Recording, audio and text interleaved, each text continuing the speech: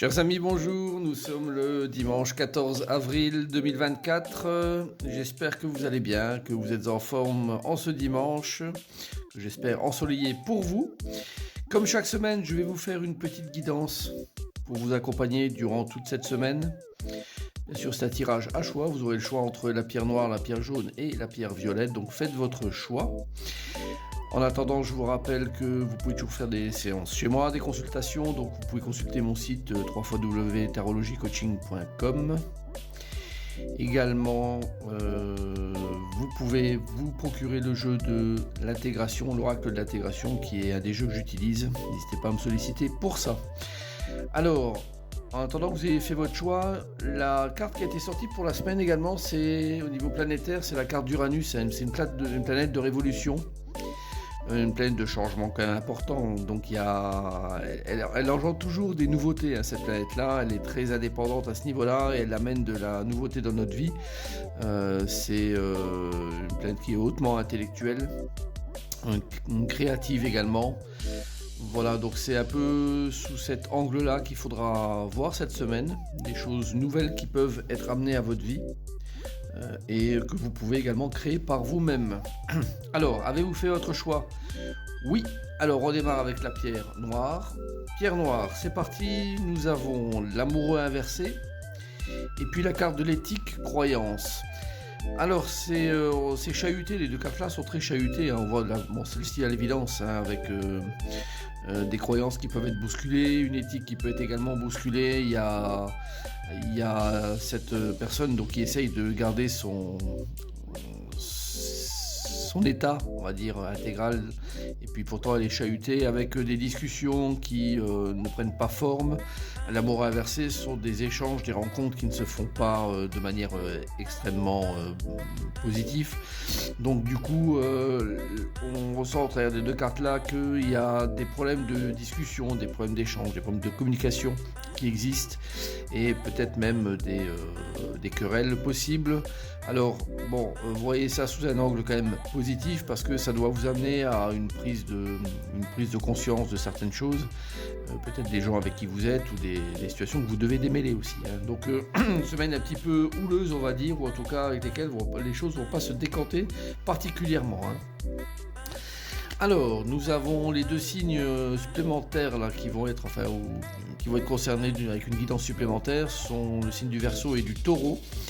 Et nous avons donc le fait de se rendre, hein, simplement de libérer les choses et de se rendre.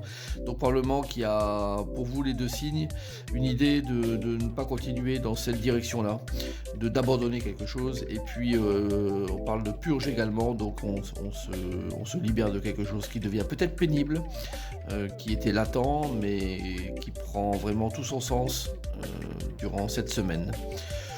Bon, en fait, c'est pas plus mal pour vous, peut-être, vous qui êtes du signe du Taureau ou du Verseau, que de vous libérer de ça. Je pense que c'est plutôt positif, hein. Alors, pour la pierre jaune, nous avons le pendu à l'endroit, et puis la carte de l'envie, la tentation. Le pendu, il fait bien d'attendre probablement, parce que cette carte de l'envie et de la tentation vraiment lui tend les bras, donc c'est quelque chose qu'il aurait très très envie de faire, mais il va patienter. Donc si vous avez quelque chose cette semaine en vue, prenez le temps de bien réfléchir. Est-ce que ça vaut le coup ou pas? Est-ce que c'est pas juste sur le coup d'une idée temporaire qui vous titille, ou est-ce que c'est vraiment quelque chose de fond qui vous intéresse? Prenez le temps de bien réfléchir à ça. Ça vaut le coup, donc ne vous jetez pas directement sur cette pomme dorée.